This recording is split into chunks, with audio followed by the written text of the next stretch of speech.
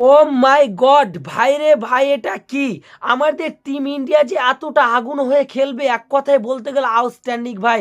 যেই ছেলেটাকে নিয়ে এত ট্রোল হতো সোশ্যাল মিডিয়ায়, একসময় তো তাকে টিম থেকে ড্রপ করে দেওয়া হয়েছিল ভাই। টিম থেকে তো না, বলতে গেলে প্লেইং 11 থেকে তার ওপেনিং পজিশন কেড়ে নিয়ে কিন্তু ড্রপ করে দিয়েছিল তাকে। এবং সঞ্জু স্যামসন কিন্তু টি-20 ওয়ার্ল্ড কাপের আগে কিন্তু রান করার জন্য ত্রাস খাচ্ছিল ভাই। তার কারণ টি-20 ওয়ার্ল্ড কাপের আগে কিন্তু সিরিজ হচ্ছিল সাউথ আফ্রিকার সাথে। কোনো মতেই রান হচ্ছিল না ভাই। ১-২ রান, ৪ রান, ৫ রান করে আউট হয়ে যাচ্ছিল। তারপরে কিন্তু তার কিসমত এতটা ভালো, সত্যি কথা বলতে গেলে গডস প্ল্যান না হলে কি ভাই? তার কারণ সঞ্জু স্যামসন কিন্তু যখন আউট অফ ফর্ম থাকার কারণে কিন্তু তাকে টিম থেকে ড্রপ করে দেওয়া হলো। তারপরে কিন্তু অভিষেক শর্মার আউট অফ ফর্ম ভাই, আনবিলিভেবল। এক কথায় বলতে গেলে এইরকমটা অ্যাকসেপ্ট করাই যায় না অভিষেক শর্মার কাছ থেকে। এখান থেকে কিন্তু টিম ম্যানেজমেন্ট ভাবছে যে না, রাইটি লেফটি কিন্তু কম্বিনেশন লাগবে। ওই জায়গাতে কিন্তু একটা গডস প্ল্যান বলো এবং উল্টো দিকে কিসমত বলো, কিন্তু সাথ দিল সঞ্জু স্যামসনের।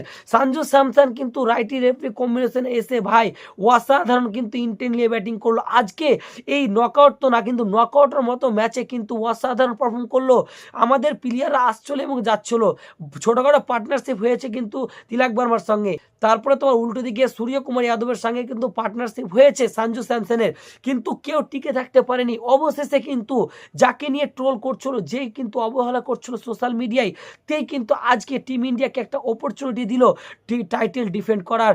সঞ্জু স্যামসন কিন্তু আজকে 50 বলে 97 রান খেললো এবং 4টি 6 এবং 9টি গগনচুম্বী 4 মেরে ভাই অসাধারণভাবে কিন্তু টিম ইন্ডিয়াকে একটি ম্যাচ জিতালো ভাই। লাস্টে কিন্তু তোমার 6 এবং 4 মেরেই কিন্তু ফিনিশিং টাচটা দিল সঞ্জু স্যামসন ইন্ডিয়াকে। অসাধারণ ম্যাচ জিতালো আমাদেরকে। এবং উল্টো দিকে আজকের ম্যাচ জিতার কিন্তু অনেক বড় ভূমিকা রেখেছে সঞ্জু স্যামসন। হার্দিক পান্ডিয়া কিন্তু 17 রান ইনিংস খেলেছে। তিলক বর্মা তোমার একটা 27 রানে কিন্তু ইম্প্যাক্ট পারি খেলেছে। উল্টো দিকে তোমার সূর্যকুমার যাদব 18 রানে ইনিংস খেলেছে। মোটামুটি এইরকম পারফর্ম করেছে আমাদের টিম ইন্ডিয়া। কুল কিন্তু আমাদের টিম কিন্তু লক্ষ্য তারা করছিল 196, অর্থাৎ 197 রানই কিন্তু লক্ষ্য তারা করছিল এবং ইজিলি কিন্তু এই ম্যাচটি চেজ করে নিয়েছে আমাদের টিম ইন্ডিয়া। ডেফিনেটলি কিন্তু সঞ্জু স্যামসনকে সিলেক্ট দিতে ইচ্ছা করছে ভাই।